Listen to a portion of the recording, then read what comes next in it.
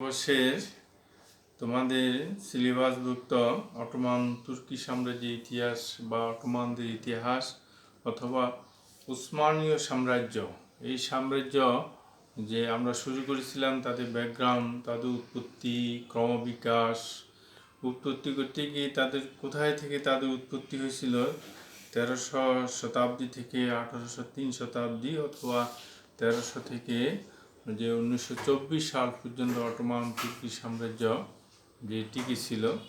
তো যাই হোক, যেটা আমরা বলছিলাম যে কোথায় থেকে তাদের উৎপত্তি হয়েছিল, যেই অটোমান তুর্কিরা কোথায় বসবাস করত, তারা যেই মধ্য এশিয়া অগুজ গোত্রের লোক। তোমরা যদি গত ক্লাসটা ফলো করে থাকো, যে মধ্য এশিয়ার আমরা দেখেছি যে গভীর মরুভূমি বা উরাল পর্বতমালার বৈকাল হ্রদ, এই যে আছে, এই যে বৈকাল হ্রদ, গভীর মরুভূমি, এইসব অঞ্চলেই এদের বসতি, এরা বসবাস করতো। এরা সেলজুকদের ইতিহাসে দেখা যাচ্ছে যে এরা 9টি গোত্রে বিভক্ত ছিল। আবার যে দেখতেছ যে এই যে কারাকোরাম, এই কারাকোরাম থেকে যে চেঙ্গিস খানের উৎপত্তি হয়েছিল। কারাকোরাম কিন্তু একটা যে উপত্যকা আছে, যেটা যেই ভারতের উত্তর দিকে যে পামির মালভূমি আছে, পামির মালভূমি থেকে শুরু করে পশ্চিম দক্ষিণ দিকে এসে সিন্ধু নদ পর্যন্ত এই কারাকোরাম পর্বতমালা যে বিস্তৃত। যাক, আমরা ওইদিকে যাব না। আমরা এই কারাকোরাম, এই চেঙ্গিস খানদের আক্রমণ থেকে রক্ষা পাওয়ার জন্য এই যে আছে, যেই যে আনাতোলিয়ার অটোমান তুর্কিরা যে তারা দেশ ছেড়ে এই দিকে মধ্য এশিয়া বা সেন্ট্রাল এশিয়া বা এশিয়া মাইনরের দিকে যে তারা চলে আসে। সেখানে আসার পর যে কিছুদিন তারা বসবাস করছে এবং 1206 সালে যেই চেঙ্গিস খানের মৃত্যুর পরেই তারা আবার স্বদেশে যে ফেরার চেষ্টা করেছিল। যে এই যে তাদের অনেকগুলো গোত্র ছিল তুর্কিদের, যে এই গোত্রে একটি ছিল যে আনাতোলিয়া, তারা বসবাস হতো। আনাতোলিয়া হলো ভূমধ্য সাগরের পূর্ব দিকে। তোমরা যদি এই বইয়ের মানচিত্র আছে, দেখো যে এই যে আনাতোলিয়া, এই যে ইস্তাম্বুল, কৃষ্ণসাগর, এই বুরসা এক সময় রাজধানী করেছিল, আমরা সেটা আলোচনা করব পরে। এই হলো ভূমধ্য সাগর, এই হলো আনাতোলিয়া, এই আনাতোলিয়া বসবাস করত। এইখান থেকে তুর্কিদের একটি গোত্র খোরাসানে বসবাস করত। খোরাসান হলো ইরান। আর ওই চেঙ্গিস খানের আক্রমণের পরে এই খোরাসানে যারা বসবাস করত, তারা যে খোরাসান ছিল সেন্ট্রাল এশিয়ার দিকে বা এশিয়া মাইনরের দিকে, অথবা এখন যে ইরাক আছে, ইরাক ওই অঞ্চলের দিকে তারা চলে যায় নিজেদের আত্মরক্ষার জন্য। অত অভ্যস্ত হয়ে গেছে। যেমন আমাদের বাংলাদেশে এখন আসছে যে রোহিঙ্গারা অভ্যস্ত হয়ে আছে। আমাদের স্বাধীনতার যুদ্ধের সঙ্গে আমরা ভারতে অভ্যস্ত হয়ে আমরা গিয়েছিলাম, ফিলিস্তিনে অভ্যস্ত আছি, ইরাকে অভ্যস্ত আছি, তারপরে আফগানিস্তানের লোক বিভিন্ন দেশে অভ্যস্ত হয়ে আছে। এই ধরনের অভ্যস্ত হয়ে তারা কিছুদিন থাকার পর যে তাদের যে 1206 খ্রিস্টাব্দের দিকে আমরা দেখি যে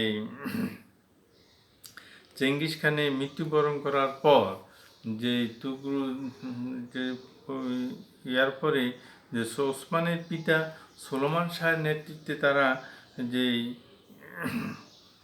তারা চলে যায় সে মাইনরের দিকে, আবার ফেরার চেষ্টা করে যে তুর্কিদের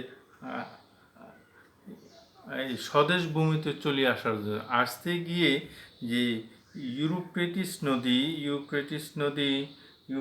নদী হচ্ছে যে এই যে টাইগ্রিস নদী, দেখো এই টাইগ্রিস নদী আর ইউফ্রেটিস নদী, এইদিকে হলো ইরাক। আমরা যে বলছি যে এখানে আছে আবার ওই যে ইরাক, এই যে দামেস্ক, যে বাগদাদ, এইদিকে এই যে বাগদাদ, এই ইউফ্রেটিস এবং টাইগ্রিস নদী মিলনস্থল হচ্ছে যে সাতিল আরব। তোমরা মনে রেখো যে ইউফ্রেটিস নদী এবং টাইগ্রিস নদী এই মিলন হচ্ছে সাতিল আরব। এই সাতিল আরবটা পারস্য উপসাগর পড়ছে, এই হলো পারস্য উপসাগর। এটাকে কেন্দ্র করেও 1779 সালের দিকে ইরান ইরাক যুদ্ধ হয়েছিল। তৈলের ব্যবসা ছিল দুই দেশে, ইরানেরও ছিল, ইরাকেরও ছিল। এবং এই দুই দেশ যেই তৈল রপ্তানি করার জন্য তাদের 7 আরব দরকার, 1950 সালে তাদের চুক্তি মোতাবেক তারা এটা ব্যবহার করবে, কিন্তু 79 সালে যখন বিপ্লব হলো ইরানে, তখন 80 সালের দিকে ইরাকে তখন প্রেসিডেন্ট ছিল সাদ্দাম হোসেন, সে একতরফা ইরান আক্রমণ করে যে এই 7 আরবকে কেন্দ্র করে দীর্ঘ 8-9 বছর এই যুদ্ধ স্থায়ী হয়। এটা তোমরা যে আরব রাষ্ট্রসমূহ ইতিহাস পড়তে গিয়ে ওইখানে পাবে, ওই পেপারে পাবে। আমরা ওইদিকে আর যাচ্ছি না। এই ইউরোপীয় নদী পার হইতে গিয়ে যে সুলেমান শাহর নেতৃত্বে এই যে সুলেমান শাহ মারা যায়, সুলেমান শাহ মারা যায়, এই মারা যাওয়াকে যে তার পুত্রদের ভিতর যে অশুভ লক্ষণ মনে করে যে তারা একদল আবার এসে মাইনের দিকে ফিরে গেল, আর একদল স্বদেশের দিকে চলে আসতেছিল। এখানে তার 4 পুত্র ছিল। এই 4 পুত্রের নামগুলো যেই যেই শুঙ্কর, গুণদগদু, এই 2 পুত্রের নেতৃত্বে অধিকাংশ তুর্কিগণ যে স্বদেশ প্রত্যাবর্তন করে, আর অপমন্ত্রীকে স্বদেশের প্রত্যাবর্তনে অশুভ লক্ষণ মনে করে বাকি তুর্কিরা, বিশেষ করে তুগরুল এবং তার নেতৃত্বে তারা যে এশিয়া মাইনরের দিকে যে ফিরে যাওয়ার তারা চিন্তা করছিল। এই এশিয়া মাইনরের দিকে এই নেতৃত্বে ছিল সুলেমান শাহ, যে ছেলে তুগরুল এটার নেতৃত্ব দিয়েছিল, এবং এই অটোমান তুর্কি সাম্রাজ্যের যে ভিত্তি স্থাপন করে ইতিহাসে দেখা যায়। এবং তুগরুল সে খুবই যোদ্ধা ছিল, রণপটু ছিল, খুবই দুর্দান্ত ছিল এবং বুদ্ধিমান ছিল। সে যখন এশিয়া মাইনরের দিকে যাচ্ছিল, তখন যে রোমের সেলজুক সুলতান, যা আমরা বলেছিলাম যে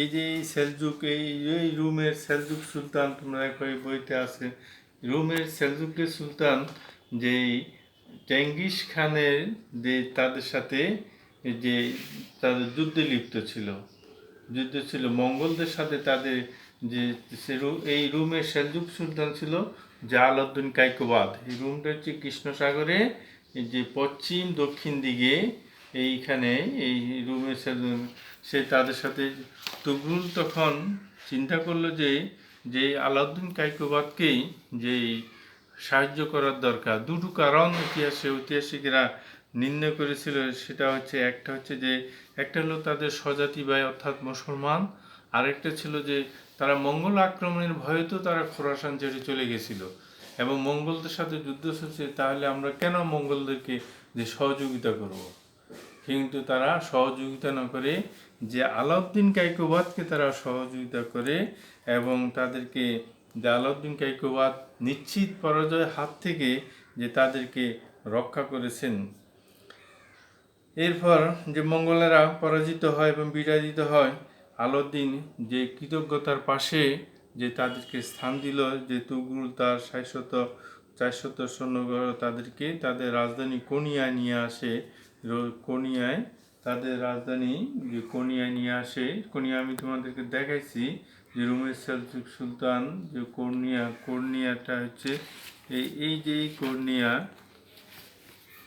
এই মানচিত্রে তোমরা দেখো এই কোর্নিয়ার শাসন করতেছিল যে আলাউদ্দিন কায়কোবাদ, তাদেরকে নিয়ে আসে। তবে আলাউদ্দিন নিয়ে আসি যে একটা জিনিস চিন্তা করছে যে তাদেরকে যে নিজ সেনাবাহিনীতে যে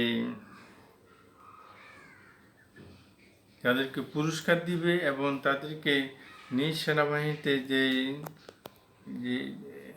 এর ভিতরে আরও একটা যুদ্ধ হয়েছিল, গ্রিকদের সাথে যুদ্ধ। প্রথম ছিল মঙ্গলদের সাথে যুদ্ধ, তারপর গ্রিকদের সাথে একটা যুদ্ধ হয়েছিল।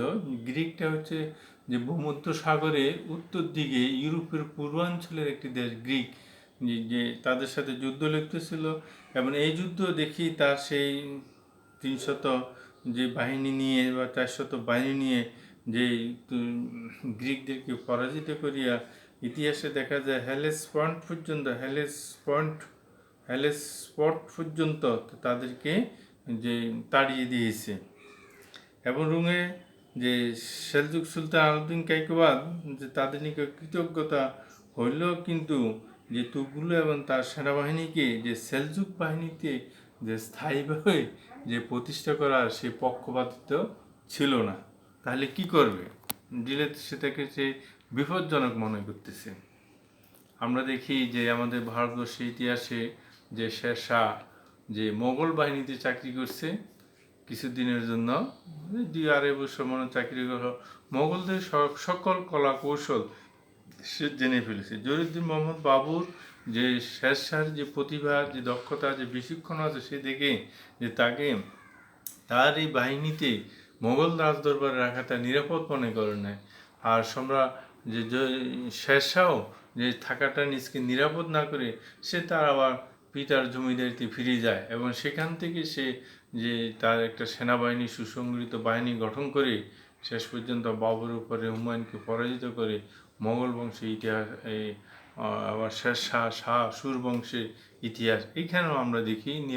আলাউদ্দিন কায়কোবাদ যে নিরাপদ মনে করে নেয় তাদেরকে, যে স্থায়ীভাবে নিয়োগ দেয় নেয় ঠিকই, কিন্তু পরবর্তী যে তার ইন্তিকালের পরে দেখা যাচ্ছে যে ঠিকই সে কোনিয়ার শাসনকর্তা হয়ে যায়। কে? যে তুগলু শাসনকর্তা হয়ে যায় এই যে তার দুর্বল যে উত্তরাধিকারীগুলো সেটা যে ধরে রাখতে পারে না তাদের সে সাম্রাজ্যকে। তো যাই হোক, সে তাদেরকে পুরস্কার করতে গিয়ে তার সাম্রাজ্যে দুটি অঞ্চল তাকে জায়গিরদার হিসাবে, একটা হলো সুগুত, একটা হলো দুমানিজ, দুটি পার্বত্য অঞ্চল, তেমন উর্বর অঞ্চলও না, কিন্তু এটা যে তুগলুলের যে তেমন একটা মনোভূত হয় নাই। কিন্তু তারপরেও কি করবে, যে নাই মামার সে কানা মামা ভালো, এখন কোথায় যাবে আর এদিকে খোরাসানে আসলে লাভবান, ওদিকে এশিয়া মাইনরে অভ্যস্ত। তারপরে যাক, মন্দের ভালো হিসেবে এই দুটি জাগির নিয়ে সে বসে আছে। পরে গ্রিক সীমান্তের, আর এই অঞ্চলটি গ্রিক সীমান্তের যে নিকটবর্তী ছিল, যে গ্রিকদেরকে সে পরাজিত করেছিল। যাই হোক, সে এই ক্ষুদ্র দুটি জায়গা থেকে যে সে তার দুর্ধর্ষ বাহিনী গঠন করে পরবর্তী পর্যায়ে যে বিভিন্ন দিকে সাম্রাজ্য, আমরা আস্তে আস্তে সেটা আলোচনা করব। যাই হোক, তুর্গুল যে একজন বিচক্ষণ সমরবিদ এবং সংগঠক ছিল, অবশ্য যে সেই শেরশাহর মতোই বলা যায়, আমাদের ভারতবর্ষ শেরশাহ অথবা জহিরুদ্দিন মোহাম্মদ বাবর মতোই বলা যায়। এই ধরনের দুর্ধর্ষ বা চেঙ্গিস খানের মতো বা তমিউলংয়ের মতো যে তার সাথেও যে তুলনা করা যায়, যে অথবা পার্সিয়ান নাদির শাহ, তাদের সাথেও তুলনা করা যায়। এগুলো সমসাময়িক বা এই শতাব্দী ওই শতাব্দীর ডিফারেন্স হবে এইসব শাসকগুলো যে তখন রাজত্ব করেছিল। তো যাই হোক, সেই যে সুগুতকে তিনি তার রাজধানী মনে করেন। অবশ্য ওখানে যে আরেকটি জায়গা পরে দিয়েছিল, যে আঙ্গুরার যুদ্ধ, ইতিহাসে বিখ্যাত একটি যুদ্ধ হয়েছিল, আঙ্গুরার যুদ্ধ। এই আঙ্গুরার প্রান্তে যে ইস্কি শহর নামক আরেকটি পরগনা তাকে জায়গির হিসেবে দিয়েছিল, তো তিনটি দিয়েছিল। এই একটা হলো সুগুত, একটা হলো দুমানিজ, একটা হলো যে ইস্কি শহর। এই তিনটি শহর যে তাকে জায়গির হিসেবে দিয়েছিল, যখন জমিদারি প্রথা ছিল, দিয়েছিল। এইখান থেকেই অটোমান তুর্কি সাম্রাজ্যে ভিত রচনা হয়। পরবর্তী তিনটি মহাদেশ পর্যন্ত তারা রাজত্ব করেছিল, ইসলামের সম্প্রসারণ করেছিল, যে তারপরে কনস্টান্টিনোপল বিজয় করেছিল। তো যাই হোক, যেই তার পরবর্তী পর্যায়ে সে এখানে রাজধানী করে সেখানে যে সে তার জায়গির বা জমিদারি যে চালাচ্ছে, পরবর্তী পর্যায়ে সেই যে এই সুন্দর জায়গায় তুর্কিদেরকে সুসংগত করে একটি সুন্দর ও সুষ্ঠু প্রশাসন ব্যবস্থা গড়ে তুলে এবং এই ব্যবস্থাকে এই তুর্কি সাম্রাজ্যের ভিত্তিমূল সুদৃঢ়করণে বিশেষ সহায়তা করেছিল তার দক্ষতা এবং বিচক্ষণতা দ্বারায়। এবং 30 বছর উত্তর জায়গির ভোগ করার পর যে 1288 সালের দিকে তুর্গুল মারা যাবার পূর্বে সে তার ছেলে যে ওসমানকে যে তার এই জমিদারি দায়িত্ব দেওয়া হয়। সে ওসমান অটোমান তুর্কি সাম্রাজ্যের যে প্রতিষ্ঠার পটভূমি আলোচনা করে এবং সুলতান বা প্রতিষ্ঠাতা হিসেবে অটোমান তুর্কি সুলতান ওসমানের কৃতিত্ব আলোচনা করো। এখানে ওসমানেরই সবচেয়ে বেশি কৃতিত্ব ছিল। আমরা ইতিহাসে তুগলুলের চেয়ে ওসমানের কৃতিত্বটাই বেশি প্রাধান্য পেয়েছে আমরা দেখি।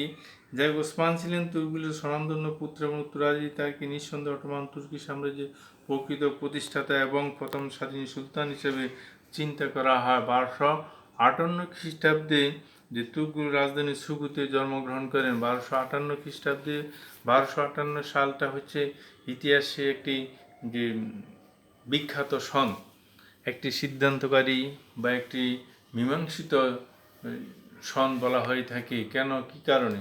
যে আমরা চেঙ্গিস খানের নেতৃত্বে যে কারাকোরাম আমি দেখাইছিলাম, সেখান থেকে উৎপত্তি হয়ে তারা পশ্চিমাঞ্চলের দিকে বেশিরভাগ অভিযান করেছিল। ভারতবর্ষ অভিযান করেছিল, বাগদাদে অভিযান করেছিল, পারস্যে অভিযান করেছিল।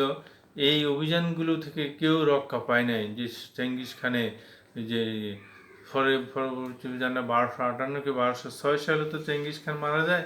মারা যাওয়ার পর তার 6 ছেলে ছিল। চেঙ্গিস খানের 6 ছিল, 6 ছেলের ভিতরে 3 ছেলে 3 জায়গায় রাজত্ব করেছিল। একটা ছিল ট্রান্সঅক্সিয়ানার দিকে, আর একটা ছিল পারস্যের দিকে, আর একটা ছিল আরেকটা পারস্যের দিকে ছিল, পারস্য দিকে ছিল। যেটা ট্রান্সঅক্সিয়ানায় যেটা ছিল তাকে পরাজিত করিয়ে ওখান থেকে যে যে অটোমান, ওখান থেকে যে তমুলং ওখান থেকে যে তমুলংয়ের সৃষ্টি হয়েছে, সেই তমুলংও আমরা দেখি যে ভারতবর্ষে অভিযান করেছিল। সেই তমুলংও ভারতবর্ষে অভিযান করেছিল, যে মধ্য এশিয়ার ট্রান্সঅক্সিয়ানা তার উৎপত্তি হয় ওখান থেকে সে ভারতবর্ষ যে অভিযান করে। ওদের 3টি অংশ ছিল। আবারও আমি বলতেছি, এখানে আমার একটু দেখো যে যে চেঙ্গিস খান 1200 যে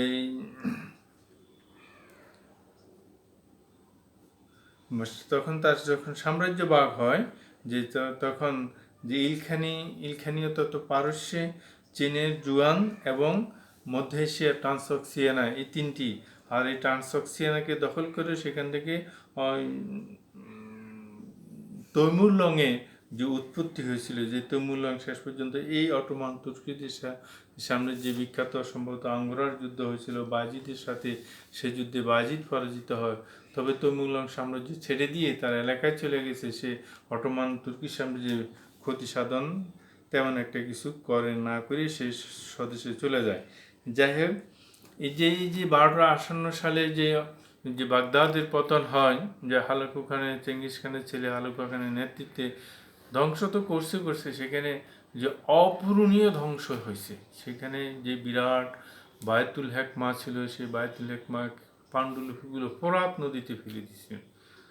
বলা হয় 18 লক্ষ লোককে হত্যা করেছিল, তাদের রক্ত স্রোত বয়ে গিয়ে যে ফোরাত নদীতে যায় পড়ছে। বলা হয় ইতিহাসে এমনও কথা আছে যে 1 মাসে যে এত লক্ষ লক্ষ বাগদাদবাসীকে সে নৃশংসভাবে হত্যা করেছিল। কিন্তু তার 4th জেনারেশন আছে ইসলাম ধর্ম গ্রহণ করেছিল গাজান খান। কিন্তু করি কি হবে, সেই আগে তো মুসলিম খেলাফত, মুসলমানদের ইতিহাস ঐতিহ্য সব তো সে ধ্বংস করে দিছে। যে খলিফা আব্বাসীয় খলিফা মনসুর যে তার স্বপ্ননগরী বাগদাদ প্রতিষ্ঠা করেছিল ইউফ্রেটিস নদীর পশ্চিম পাশে, সে টাইগ্রিস নদীর পশ্চিম পারে, টাইগ্রিস নদী, ইউফ্রেটিস না, টাইগ্রিস নদীর পশ্চিম পারে যে বাগদাদ নগরী, এখন যে বাগদাদ আছে ওই বাগদাদেই, সে বাগদাদকে তো সে ধ্বংস করে ফেলছে, কিছুই রাখে নাই সেখানে। রাজপ্রাসাদ বলো, মসজিদ বলো, সেখানে পাঠাগার বলো। তখন তো এই যে ত্রয়োদশ শতাব্দীর দিকে জ্ঞান আহরণের জন্য বিভিন্ন মহাদেশ থেকে লোকেরা এই বাগদাদে আসতো। সেই বাগদাদে সেই পাণ্ডুলিপিগুলো ফেলে দিছে, নষ্ট করে দিছে, কিছু কিছু পাচার হয়ে গেছে। এটা এইখান থেকে আমাদের মুসলিম জাতির যে দুর্ভাগ্য, জ্ঞান বিজ্ঞান হারা হয়ে যায়। আমরা আমাদের হাজার হাজার বছর ঐতিহ্য, হাজার হাজার পাণ্ডুলিপিকে তারা যে ধ্বংস করে দিয়েছে, যে এই যে হালাকু খান। এই 1258 খ্রিস্টাব্দে ওসমানের জন্ম হয়, একটা সাম্রাজ্য বা একটা খিলাফতের পতন হচ্ছে। আর ওই সনে যে তুগরুলের জন্ম হয় সুগুতে, তার জন্ম হয় দীর্ঘ 30 বছর পর। সেই আবার 1288 সালের দিকে এই কোনি আলাউদ্দিন গাইকোয়াদের পুরস্কার স্বরূপ যে 3টি জায়গা দিয়েছিল সুগুদ, দুমানিজ এবং ইয়েনি শহর, এইখান থেকে কেন্দ্র করিয়ে সেই সাম্রাজ্য, বিশাল সাম্রাজ্য প্রতিষ্ঠা করেছিলেন কি উসমান। এরপরে যে সে 30 বছর যে পিতৃ আসনে বা 30 বছর সে রাজত্ব করেছিল, যে 1288 থেকে 1326 সাল পর্যন্ত। এবিতে 1289 খ্রিস্টাব্দে সে যে সেলজুক সুলতানের নিকট হইতে কারাজা হিসার নামে একটি জায়গা, ক্ষুদ্র শহর যে দখল করে বা তাকে দেওয়া হয়। পরে যে 1899 খ্রিস্টে ইয়েনি শহর সে দখল করে, তখন সুগুদ রাজধানী যে কোথায় দুমানিজ থেকে যে ইয়েনি শহরে সুগুদ থেকে ইয়েনি শহরে সে রাজধানী নিয়ে আসে। ওটা আগে আমি বলেছি যে ওই শহরগুলো যে এই গ্রিক রাষ্ট্রের দেশের পাশে, গ্রিকরা যে কোনো সময় আক্রমণ করে অত বিধ্বস্ত করে দিতে পারে, সেই জন্য সেই রাজধানী যে স্থানান্তরিত হয়। পরবর্তী পর্যায়ে যে আমরা দেখি বুশরা এবং নাইসিয়ার মধ্যবর্তী স্থানে অবস্থিত হওয়ায় এই স্থানটি খুবই অনেক গুরুত্বপূর্ণ ছিল। দুটি শহরের মাঝখানে কোনটা, যে ইয়েনি শহরটা। পরবর্তী যে 1300 শতাব্দীতে দেখি আমরা ওসমান, ফাইজিয়া এবং বিথানিয়া অংশবিশেষ অধিকার আনতে সমর্থন হয়, এবং ওই বছরই দেখা যাচ্ছে যে 1300 শতাব্দীতে যে সুলতান আলাউদ্দিন কায়কোবাদ যে মৃত্যুবরণ করার পর সেই কোনিয়ার শাসনকর্তা বা সুনিয়ার রাজদণ্ড নিজ হাতে গ্রহণ করে নিজ নামে মুদ্রা প্রচলন এবং জুমার তার খুবদা যে পাঠ করা হয়, অর্থাৎ যে তাকে প্রশ্রয় দিয়েছিল, শেষ পর্যন্ত তার যোগ্য উত্তরসূরি ছিল না। কারণ আলাউদ্দিন সেলজুক সুলতান বা কোনিয়ার শাসনকর্তা আলাউদ্দিন কায়কোবাদের যোগ্য উত্তরসূরি না থাকায় দেখা গেল যে সেই তার সাম্রাজ্য অনেকটা বিলুপ্তি হয়ে যায়, বা সেলজুকদের একটি শাখা বিলুপ্ত হয়ে যায়। আবার যারা দখল করছে তারাও তুর্কি ছিল, তারাও জাতিতে তুর্কি ছিল, ওরা ছিল তুগরুল। ওরা, আমি আগে বলেছি যে সেলজুকদের 9টি শাখা। এই বইতে আমরা দেখছি যে আশরাফুদ্দিনের বই যদি তোমরা পড়ো সেখানে বিস্তারিত পাবে যে এই সেলজুকদের উৎপত্তি এবং ক্রমবিকাশ, যে মধ্য এশিয়া তুর্কি 9টি গোত্রে বিভক্ত ছিল। আর এই সেলজুক এরা ছিল অগুজ গোত্রের লোক ছিল, অগুজ গোত্র, বিভিন্ন গোত্রের নাম ছিল। এরা আলাউদ্দিন কায়কোবাদেরা অগুজ গোত্রের লোক ছিল। আর এরও একটা তুর্কিদের অংশ বা শাখা, যে সোলামান শাহা, তারপরে তুগরুল, তার ছেলে যে ওসমান।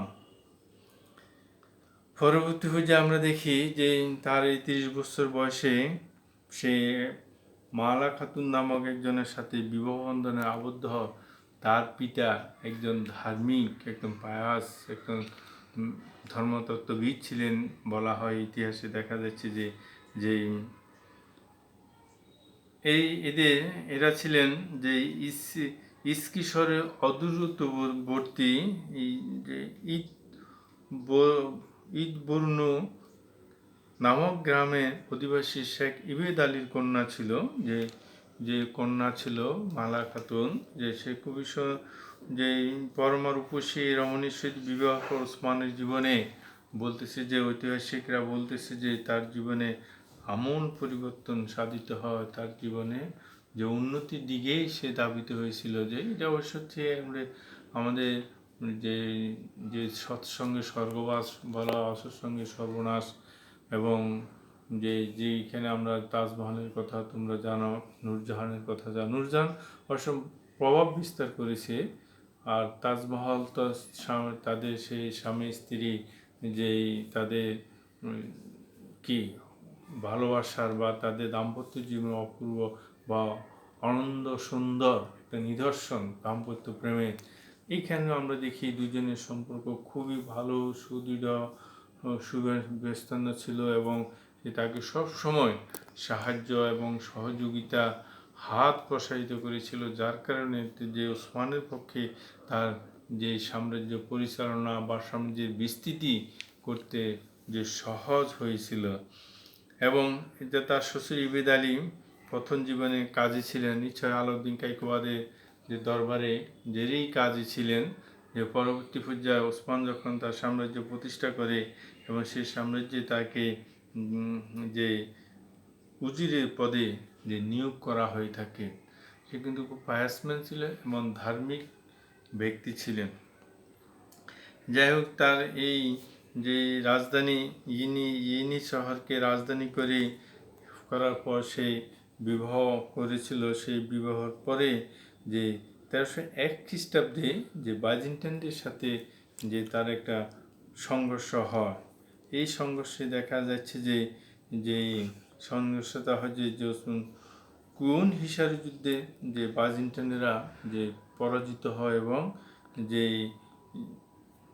তাদেরকে যে তাদের রাজ্য সীমা তাদেরকে অনেক দূর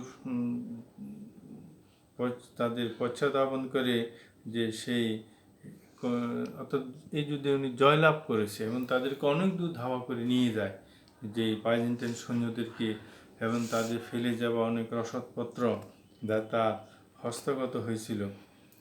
এরপরে দেখা যায় যে পরবর্তী বছর বাইজেন্টাইন সম্রাট যে পলিওলোগাস, সম্ভবত যে পলিওগাস যে 1303 খ্রিস্টাব্দে নবম মাইকেল পলিওলোগাস এশিয়া মাইনরে উপস্থিত হইয়া যে কুইন হিসার যুদ্ধে যে পরাজয় প্রতিশোধ নেওয়ার জন্য সেই অগ্রসর হয়েছিল বা এশিয়া মাইনরে এসেছিল, কিন্তু দুর্ভাগ্য সেই সম্মুখ যুদ্ধে অটোমানদের সাথে অবতীর্ণ হইতে পারে নাই।